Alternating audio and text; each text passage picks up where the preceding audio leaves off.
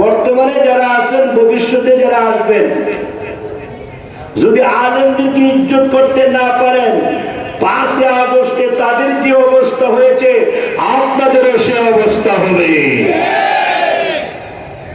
সন্দেহ? সকল আলেমদের জন্য দোয়া করবেন, আল্লাহ তাদেরকে নেক হায়াত দান করে। আমরা বলতে পারি কথা, আমরা আলেমদের সাথে ছিলাম, আলেমদের সাথে আসি, আলেমদের সাথে কবরে, হাসরে, মিজানে, ফুলসিরাতে, এমনকি জান্নাতে আলেমদের সাথে থাকবো ইনশাআল্লাহ। জোরে বলেন একটু ইনশাআল্লাহ। আল্লাহ এই মজমাকে জান্নাতের জন্য কবুল করে। মুহাম্মদ কেন হাদিস আপনাদের সামনে পেশ করেছি, যে বিষয়টা আমি আপনাদের সামনে তুলে ধরতে চাই, বিষয়টা হলো এই পৃথিবীর সব মানুষ বড় হতে চায়। কি হতে চায়? বড় হতে চায়। একজন রিক্সাওয়ালা, তারে যদি জিজ্ঞাসা করেন তুমি কি হতে চাও, সে বলবে আমি বড় হতে চাই।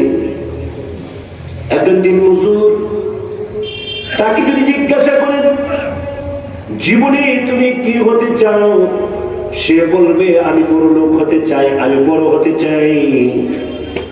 যে আইসক্রিম বিক্রি করে, যে চানাচুর বিক্রি করে, রাস্তাঘাটে চানাচুর চানাচুর বইলা বইলা ডাকে, পেয়ারা পেয়ারা বইলা বইলা ডাকে, রাস্তাঘাটে আমরা আমরা আমরা বইলা ডাকে, ডিম ডিম বইলা ডাকে, দুধ রাখবেন নি দুধ, দুধ রাখবেন নি দুধ। এই সমস্ত লোকদেরকে যদি জিজ্ঞাসা করেন তুমি কি হতে চাও, এরা বলবে আমি বড় হতে চাই। সবাই বড় হতে চায়, কেউ ছোট থাকতে চায় না, কেউ গরিব থাকতে চায় না, কেউ ওই যে দামি থাকতে চায় না। সবাই চায় দামিওয়ালা হইতে, সবাই চায় ইজ্জত, সবাই চায় সম্মান, সবাই চায় বড়, সবাই চায় উন্নত, সবাই চায় উচ্চ, কেউ নিচু থাকতে চায় না। পৃথিবীর কেউ চায় না। বড় হওয়ার যতগুলা রাস্তা আছে অল্প সময়ে বলে যায়, একটা সহজ রাস্তা বলে যায়। বড় হতে চান তাইলে সহজ রাস্তাটা শুনে যান। সুবহানাল্লাহ বলবেন না? বলবো, দরকার আছে।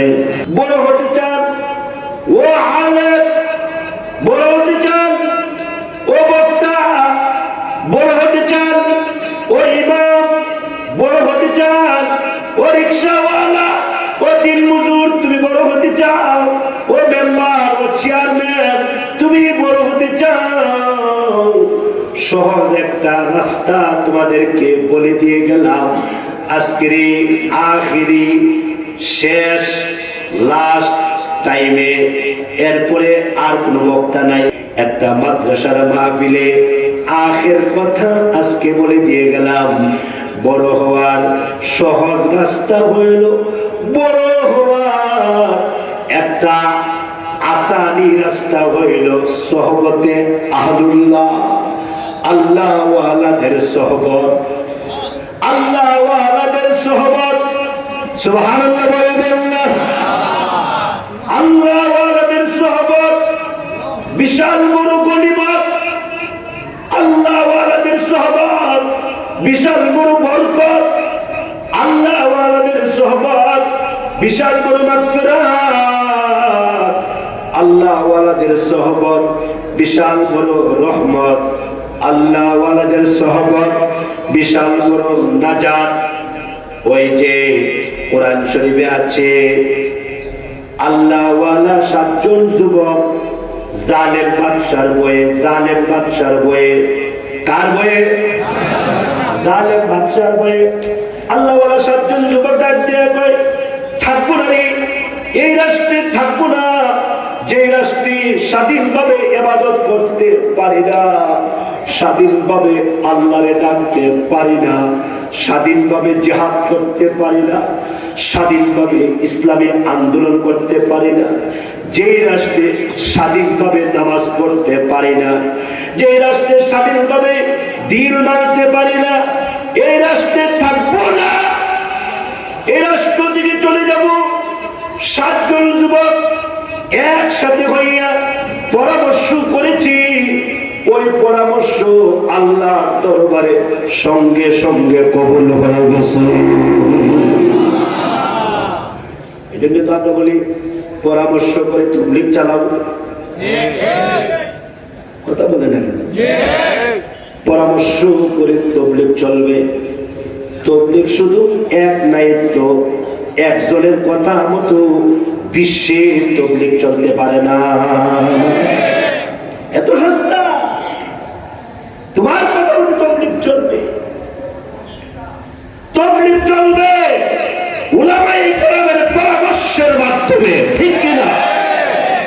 পাগলামি পয়সা মন করা মতো তাবলীগ,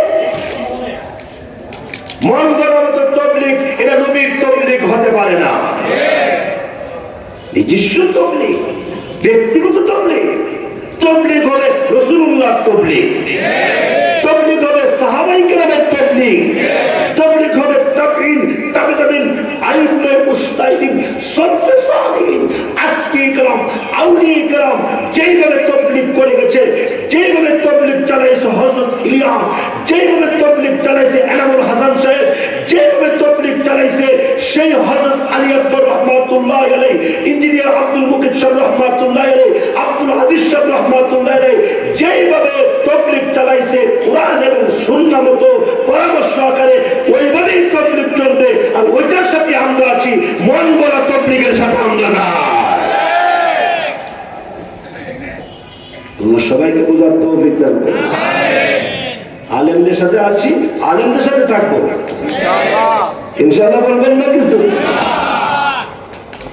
7 জন যুবক ডাক দিয়ে কয়, থাকবো না এই দেশে। যেই দেশে জিহাদের কথা বলা যায় না, যেই দেশে আল্লাহর কথা বলা যায় না, থাকবো না। এরা যখন থাকবো না বলছে, সিআইডি গিয়া কথাটা গিয়া প্রধানমন্ত্রীর কাছে জানাইয়া দিছে। প্রধানমন্ত্রী ওয়ারেন্ট জারি করে দিছে, এই 7টা যুবক যাতে এই দেশ ছাইরা যাইতে না পারে, এদেরকে ফাঁসি। এদেরকে কি ফাঁসি? একটাও যাতে যাইতে না পারে। আমার দেশের মধ্যে কোরআনের আওয়াজ চলবে না, আমার দেশের মধ্যে ইসলামের আওয়াজ চলবে না, দ্বীনের আওয়াজ চলবে না। যারা থাকবে এরা ফাঁসি থেকে বাঁচবে, আর যারা দ্বীন মানার জন্য আমার দেশ ছেড়ে দিব এদেরকে ফাঁসি। ওয়ারেন্ট জারি হয়ে গেল। তো রাতের গভীরে 7টা যুবক একসাথে হয়ে ডাক দেয়া কয়, আর থাকবো না রে, চলে যাই। 7টা যুবক একসাথে হইয়া যখন রওনা দিয়েছে, যাবে কোথায়, কোন দিক দিয়ে যাবে, কোন রাস্তা দিয়ে যাবে, এরা তো রাস্তা ভালো করে চিনে না। এরা তো আল্লাহ পাকের পেয়ারা বান্দা, পেয়ারা বান্দা, এরা তো রাস্তাঘাট ভালো করে চিনে না। এই জন্য এদের রাস্তাঘাটটা চিনাইবার জন্য আল্লাহ তাআলা একটা কুকুরকে আল্লাহ নিয়োগ দান করছে। একটা কুত্তারে নিয়োগ দিছে। জিজ্ঞাসা করেন কোরআন শরীফে আসেনি? কোরআন শরীফে আল্লাহ এই কথা তুলে ধরেছেন। একটা কুত্তারে আল্লাহ নিয়োগ দিলেন, একটা কুকুর। সুবহানাল্লাহ বলবেন না? এই জন্য নিকৃষ্ট মনে কইরা তুচ্ছ তাচ্ছিল্য কইরো না রে যুবক, তুচ্ছ তাচ্ছিল্য কইরো না। আল্লাহু আকবার। কুকুরের অবস্থাটাও আল্লাহ তুলে ধরছে। কুকুরটা কেমনে বসছে, কি আসবে, সব কোরআন শরীফের আয়াতে আছে। কুকুরের কথা কোরআনে আইসা পড়ছে, কুকুরের কথা কোরআনে আইসা পড়ছে। বলেন তো দেখি, আমার রব যিনি, কুত্তার রব কে? আল্লাহ। আমার রব যিনি, কুকুরের রব তিনি। আমার রব যিনি, বিড়ালের রব তিনি। তিনি। সুতরাং আল্লাহ হলো খালেক আর আমরা সবাই মাখলুক।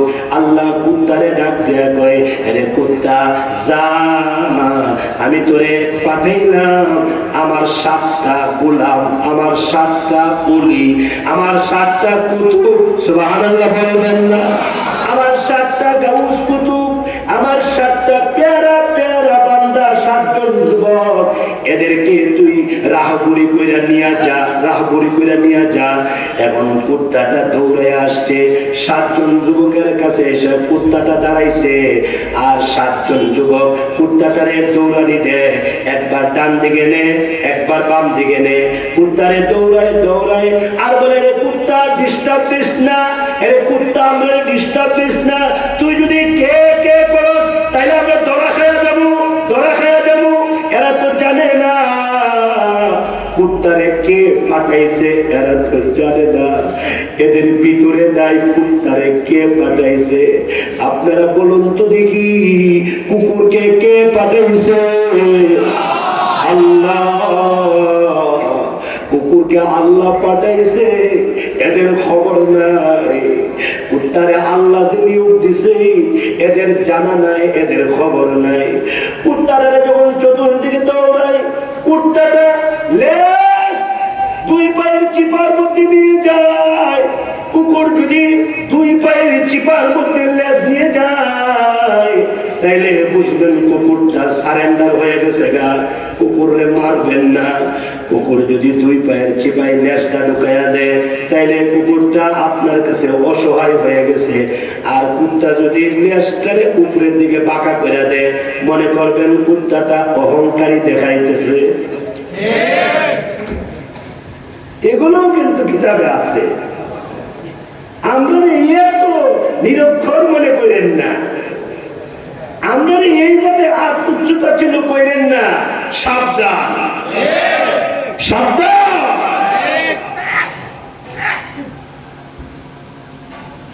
যে খানাটা পাকাইছে এই খানাটা খাইতে পারে নাই, ঘুমাই গেছে নাকি আল্লাহ?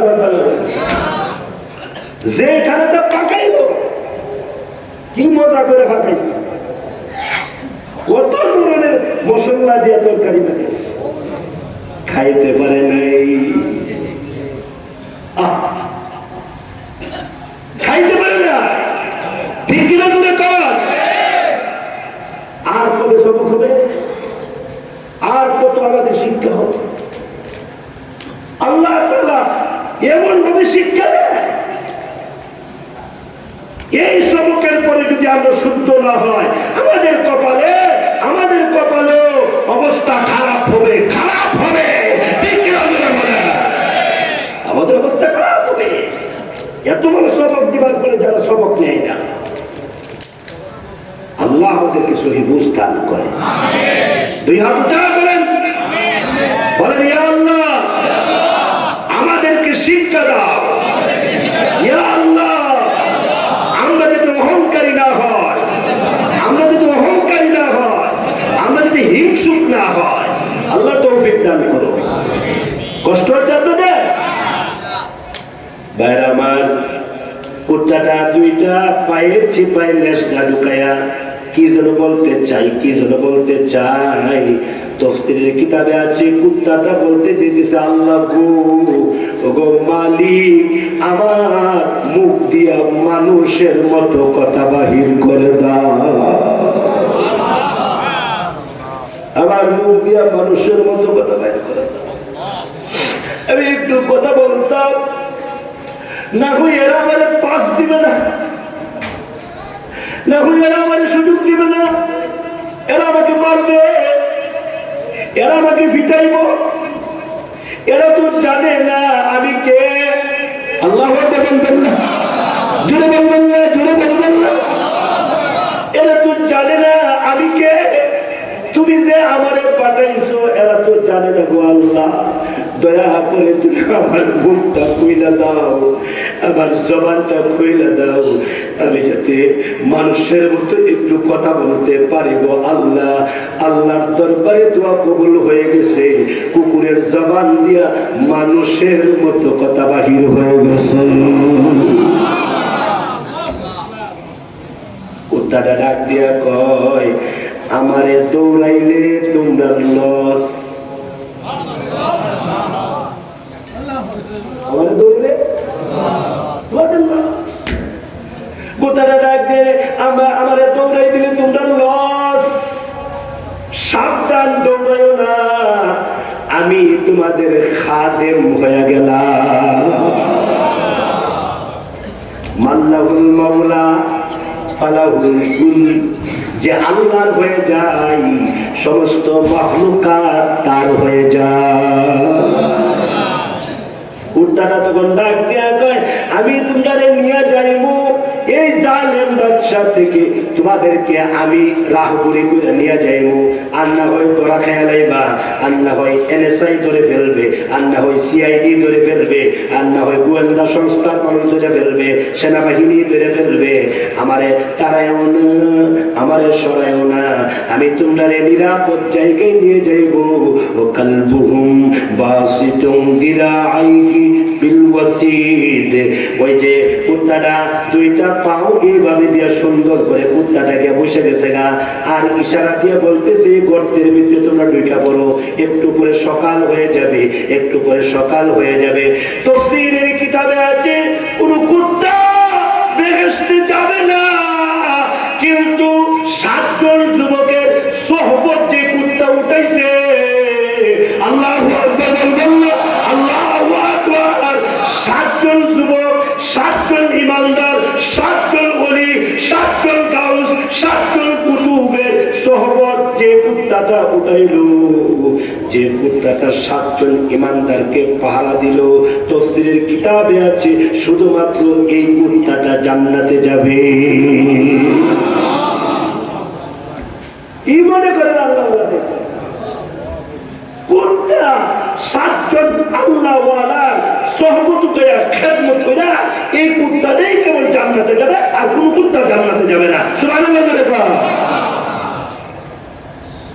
কুকুর যদি বলে, কুকুর তো নিকৃষ্ট প্রাণী, কুকুর তো নিকৃষ্ট প্রাণী, হ্যাঁ ঠিক আছে, বলে হাদিস শরীফে আছে কুত্তা যে বাড়িতে থাকে ওই বাড়িতে রহমতের ফেরেশতা আসে না, হ্যাঁ ঠিক আছে। কুকুরের লালা না পাক, হ্যাঁ ঠিক আছে, কিন্তু কুকুর থেকে অনেক জিনিস শিক্ষা করার আছে, শিক্ষা করার আছে। হযরত থানবী বলেন, কুত্তা থেকে নিজে কিছু সবক নিয়ে নাও। বলে সবকটা কেমনে নিতাম? বলে কুত্তা যদি তোমার ঘরের ওই যে কড়াইয়ের মধ্যে তরকারির মধ্যে মুখ দিয়া দেয়, কুত্তা যদি তোমার ঘরের মাছ খায়া নেয়, কুত্তা যদি তোমার ঘরের গোশত খায়া নেয়, তখন তুমি কুত্তাকে এমন জুড়ে বাড়ি মারো, মাথার মধ্যে ঠাস ঠাস করে বাড়ি মারো। কুত্তাটা কে কে করতে করতে এদিকটা মালিগাঁও পর্যন্ত চলে যায়, পিপিয়াকান্দি পর্যন্ত কুত্তাটা চলে যায়। পিপিয়াকান্দি গিয়া কুত্তাটা তখন চিন্তা করে আর বলে, আহারে আমার মালিক আমারে কেন মারলো, কোন কারণে মারলো? আমার মালিক তো মারছে তার ঘরের ওই যে তরকারি ডেকচির মধ্যে মুখ দিবার কারণে সে আমারে মারছে, আমি অন্যায় করছি এই জন্য মারছে। এতদিন তো মারে নাই, এতদিন তো আমার মাথায় কোনো আঘাত করে নাই, আজকে আমি ওই যে তার ঘরের গোশতের ডেকচির মধ্যে আমি মুখ দিয়েছি, এই জন্য আমারে মারছি। তাইলে মাইকটা আমাকে দেওয়া তার জন্য এটা ওয়াজিব ছিল, আমি অন্যায় করছি এই জন্য মারছে। কুত্তাটা নিজে ধিক্কার দিয়া ডাক দিয়া কয়, পিপিয়া কান দিয়েছস, আর ওই দিক দিয়া তুই মালিগাঁও পর্যন্ত যাস না, নিমুখ খারামির পরিচয় দিস না। কুত্তাটা তখন পিপিয়া কান্দি থেকে আস্তে আস্তে ছোট ছোট কদম ফালাইয়া ফালাইয়া মালিকের বাড়ির দিকে রওনা দিছে, মালিকের বাড়ির দিকে রওনা দিছে। সুবহানাল্লাহ বলবেন না? মালিকের বাড়ির দিকে অসহায় হইয়া, মালিকের বাড়ির দিকে নিজেকে দুর্বল বানাইয়া মালিকের বাড়ির দিকে আসতেছে আর মনে মনে কয়, আল্লাহ গো একটা সুযোগ করে দিও। হযরত থানবী লেখছে এই কথা, ওই যে কুত্তা মনে মনে কয়, আল্লাহ একটা সুযোগ করে দিও, আমি যাতে মালিকের কাছে গিয়া অন্যায়টা স্বীকার করতে পারি। আমি যে মালিকের কাছে গিয়া আমার অপরাধটা স্বীকার করতে পারি। এমনি কুকুরটা আস্তে আস্তে আসতেছেন, আয়সা দেখে মালিক ঘুমায়া গেছে গা, মালিকের স্ত্রী ঘুমায়া গেছে গা, মালিকের বাচ্চাগুলা ঘুমায়া গেছে। কুত্তাটা তখন দুইটা পাও ওই যে দরজার মধ্যে রাইখা আর দুইটা পাও দরজার বাহিরে রাইখা লেজটা দুই পায়ের চিপার মধ্যে দিয়া মালিকের দরজার মধ্যে মাথাটা লাগাইয়া কুত্তা কাঁদতেছে, কুত্তাটা কাঁদতেছে। ওই দিক দিয়ে মালিক ডাক দেয়া কয়, ওগো অর্ধাঙ্গিনী, ওই যে দুপুর বেলা কুত্তাটারে দুইটা আঘাত করছিলাম, এত বড় আঘাত কেন করলাম? কুত্তাটা যে চলে গেছে গা, কুত্তাটারে আসরের সময়ও দেখি নাই, মাগরিবের সময়ও দেখি নাই, এশারের সময়ও দেখি নাই। মালিকের স্ত্রী ডাক দিয়া কয়, এত দূরে আঘাত কেন করলা, এত দূরে আঘাত কেন করলা? কিন্তু কুত্তা তো দরজার সামনে আইসা অসহায় হইয়া অন্যায় স্বীকার করতেছে। মালিক তখন দরজা, সকালবেলা দরজা খুলে দেখি কুত্তাটা তাৎ করে দরজার সামনে উপস্থিত। মালিক তখন কুত্তাটারে দেখা আল্লাহর শুকর আদায় করে কয়, আহারে কঠিন মার দিছিলাম, আবার রিটার্ন ব্যাক করছে, আবার রিটার্ন ফিরে আসছে। তখন কুত্তাটারে নিয়ে ঘরের গোশত খাওয়ায়, ঘরের মাছ খাওয়ায়, ঘরের ভালো ভালো তরকারি নিয়ে কুত্তাটারে খাওয়ায়। তো হযরত থানবী বলেন, এ দুনিয়ার মানুষ, তোমরা আল্লাহ যখন একটু কোনো মুসিবত দেয় তখন তোমরা আল্লাহ থেকে দূরে চলে যাও, আর ফিরে আসো না, আর আল্লাহর দিকে আসো না। মসজিদ ছেড়ে দাও, মাদ্রাসা ছেড়ে দাও, আলেম ছেড়ে দাও, ইসলাম ছেড়ে দাও, দিন ছেড়ে দাও, ধর্ম ছেড়ে দাও। তোমরা কুত্তা থেকে সবক দেও না কেন? কুত্তা তো চলে যায় আবার ফিরে আসে। আল্লাহু আকবার বলেন। কুত্তা তো চলে যায়, আবার কুত্তাটা ফিরে আইসা তওবা করে অসহায় হইয়া মালিকের কাছে অপরাধ স্বীকার করে। তোমাদেরকে কোনো মুসিবত দিলে তোমরা ফিরে যাও, আর চলে আসো না কেন? তোমাদেরকে কোন আল্লাহ একটু শাস্তি করলে তোমরা দূরে যাও, আর ফিরে আসো না কেন? ফিরে আসো। বাজ আ, বাজ আ, আই পুরুষটি বাজ আ, ফিরে আ, ফিরে আ। এ যুবক ফিরে আও, এ নারী ফিরে আও, এ বুড়া ফিরে আও, এ আলেম ফিরে আও। وسارعوا إلى الإسلام، وسارعوا إلى الدين، وسارعوا إلى الجهاد، وسارعوا إلى القرآن، وسارعوا إلى السنة। সুন্নতের দিকে আসো, তাকওয়ার দিকে আসো, আল্লাহর দিকে আসো। আল্লাহু আকবার। আসো, আল্লাহর দিকে ফিরে আসো। কেন দূরে যাও? আল্লাহ থেকে কেন সরে যাও? এমন আল্লাহ তুমি কোথায় পাইবা? এমন গাফফার তুমি কোথায় পাইবা? এমন গফুর তুমি কোথায় পাইবা? হাদিসে কুদসির মধ্যে আল্লাহ বলেন, গুনাহ করে করে জীবন বরবাদ করে ফেলাইছো, যদি গভীর রজনীতে একবার যদি আস্তাগফিরুল্লাহ লা হাওলা ওয়ালা কুওয়াতা ইল্লা বিল্লাহ তওবার নিয়তে যদি একবার বলতে পারো, আস্তাগফিরুল্লাহ লা হাওলা ওয়ালা কুওয়াতা ইল্লা বিল্লাহ, হাদিসে কুদসির মধ্যে আল্লাহ বলেন, বান্দারে আমি আল্লাহ তোর জিন্দেগীর সব গুনাহ মাফ করে দেই। সুবহানাল্লাহ। প্যারে হাজিরিন, কথা বলার উদ্দেশ্য একটা, বড় হতে চান সোহবতে আহলুল্লাহ, আল্লাহ ওয়ালাদের সোহবতে যান। সোহবতে আহলুল্লাহ সহজ রাস্তা। আল্লাহ ওয়ালাদের সোহবত ছাড়া কোনো আলেমও বড় হতে পারে না, কোনো মুফাসসির বড় হতে পারে না। আল্লাহ ওয়ালাদের সোহবত ছাড়া কোনো বক্তা আল্লাহ কাছে যাইতে পারে না। এই যুবক ভালো করে মনে রাখবা, 50 তলায় উঠতে গেলে যেমন লিফট লাগে, 60 তলায় উঠতে গেলে যেমন লিফট লাগে, ঠিক তদ্রূপভাবে আল্লাহ ওয়ালাদের আল্লাহর কাছে যাইতে গেলে এমন লিফটের দরকার। আল্লাহর কাছে যাওয়ার জন্য যে লিফট, ওই লিফট হলো আহলুল্লাহ। সুবহানাল্লাহ, জোরে কোন। আল্লাহর কাছে যাওয়ার জন্য যে লিফট, ওই লিফটের নাম হলো আহলুল্লাহ। আহলুল্লাহ আল্লাহ পাকের ওলি যারা, তারা হইল আল্লাহরে পাওয়ার লিফট, আল্লাহরে পাওয়ার সিঁড়ি। এই জন্য হযরত থানবী রাহমাতুল্লাহ আলাইহি লিখেছেন, হযরত থানবী বলেন তু মুজাম্মাল আজ জামালে চিশতি। হযরত থানবীকে প্রশ্ন করা হয়েছে, হে থানবী, এত সুন্দর কথা তুমি কোথায় পাও? একসাথে বুখারী পড়ছি, একসাথে মুসলিম পড়ছি, একসাথে আবু দাউদ পড়ছি, একসাথে নাসাই পড়ছি, একসাথে মুয়াত্তা মালিক ইবনে মাজাহ পড়ছি, একসাথে মুয়াত্তা মালিক মুয়াত্তা মুহাম্মদ পড়েছি, একসাথে মাসনবী পড়েছি, একসাথে মিশকাত পড়েছি, একসাথে জালালাইন পড়েছি, একসাথে হিদায়াত পড়েছি। কিন্তু তোমার কথার মধ্যে এত নূর, তোমার কথার মধ্যে এত জাদু, তোমার কথার মধ্যে এত আলো, এত আসর, একসাথে তো পড়ছে। কোনো সময় তুমি সবক পারো নাই, কিন্তু আমি সবক পারছি। কিন্তু আজকে তোমার কথার মধ্যে এত নূর, এত নূর তুমি কোথায় পেয়েছো? আজকে আমরা তোমার সাথে পড়ছি, কিন্তু তোমার মতো আমরা হতে পারি নাই। আল্লাহ তোমার এত উচ্চ মাকাম কেমনে দিল? সুবহানাল্লাহ বলবেন না? আল্লাহ তোমার এত উচ্চ মর্যাদা কেমনে বানাইলো?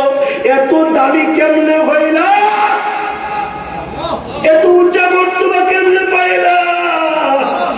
একসাথে লেখাপড়া করছি, কিন্তু আল্লাহ তোমাকে এত উপরে কেমনে নিয়ে গেল? হযরত থানবী জবাব দিলেন, হযরত থানবীকে বলা হলো তু মুজাম্মাল আজ জামালি চিশতি, তু মুকাম্মাল আজ কামালে চিশতি, তু মুকাম্মাল আজ কামালে চিশতি। এত জামাল, এত কামাল তুমি কেমনে পাইছো?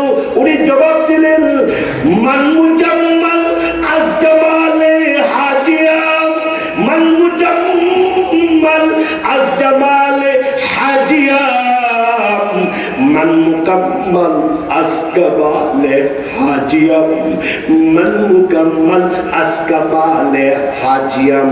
মনে করো না শুধু বুখারী পড়া পাইলেছি, মনে করো না শুধু মুসলিম পড়া পাইলেছি, মনে করো না শুধু কোরআন শরীফ তেলাওয়াত করে পাইলেছি। এগুলো তো পাইছি ঠিক আছে, কিন্তু আসল হাকিকত কোথায় পাইলাম? আমার শেখ ও মুর্শিদ হাজী ইমদাদুল্লাহ মুহাজির পাকি রহমাতুল্লাহি আলাইহি, উনার সোহবত উঠাইছি, উনার জুতা সোজা করছি, উনার খেদমত করছি, উনার বিছানা কইরা দিছি, উনার পানি রেডি কইরা দিছি, উনার পানি গরম কইরা দিছি, উনার অবস্থা দেখছি। উনি কোরআন তেলাওয়াতে কেমনে কাঁদে আমি এটা দেখছি, উনি নামাজে কেমনে কাঁদে আমি এটা দেখছি। আল্লাহু আকবার বলবেন না? উনি রুকু দিকে কতক্ষণ ছিল আমি এটা দেখেছি, রুকুর মধ্যে কত লম্বা সময় ছিল, উনার ইনফিরাদি নামাজে উনি লম্বা সময় কতক্ষণ সিজদায় পড়ে রয়েছে আমি এটা দেখছি। আমি জামালিয়ত হাসিল করছে আমার শেখ ও মুর্শিদ হাজী ইমদাদুল্লাহ মুহাজির পাকি রহমাতুল্লাহি আলাইহি থেকে আমি কামালিয়ত হাসিল করছি হাজী ইমদাদুল্লাহ মুহাজির পাকি রহমাতুল্লাহি আলাইহি থেকে। হযরত থানবী বলেন, আমি দেখেছি আমার সাহেবকে যখন 2 মুঠা টাকা দেওয়া হইল, 2 মুঠা টাকা নেন, টাকাটা হাদিয়া নেন। উনি টাকা হাদিয়া নেন নাই, কেননা তুমি পুলিশের চাকরি করো, তোমার টাকা হালাল না হারাম আমি জানি না, আমি নিব না। এটাকে বলে তাকওয়া, এটাকে বলে তাকওয়া। আপনার বাড়িতে আমি খাবো তাহকিক করে খাবো, আপনার বাড়িতে তাহকিক ছাড়া খাবো না, এটাকে বলে তাকওয়া। আমার সাহেবকে দেখছি টাকা নেন নাই, 2 মুঠা টাকা, ওই টাকা নেন নাই। হযরত থানবী বলেন, আমার সাহেবকে দেখলাম টাকাটা গ্রহণ করেন নাই। লোকটা তখন ডাক দেয়া কই, হযরত টাকাটা নিলে খুশি হব। উনি বলেন, তোমার টাকা না ধরলে আল্লাহ খুশি হইব, তোমার টাকা না ধরলে আল্লাহ খুশি হইব। ওই আমার শেখ মুর্শিদ থেকে অধ্যক্ষ মিজানুর রহমান চৌধুরী হাফিজাহুল্লাহ, উনাকে অনেক টাকা দেওয়া হয়েছিল। নেন, টাকা নেন, আপনি দ্বীনের কাজ করেন। উনি বলেন, সরকারি টাকার মধ্যে আমি হাত দেই না, সরকারি টাকার মধ্যে যারা হাত দেয় তারাই মুসিবতে পড়ে, তারাই আল্লাহর পরীক্ষায় পড়ে যায়। আল্লাহ আমারে যা দিছে তা আলহামদুলিল্লাহ। এই জন্য তাহকিক যারা করে এরাই মুত্তাকি। খানার মধ্যে তাহকিক, চলার মধ্যে তাহকিক, উঠার মধ্যে তাহকিক, বসার মধ্যে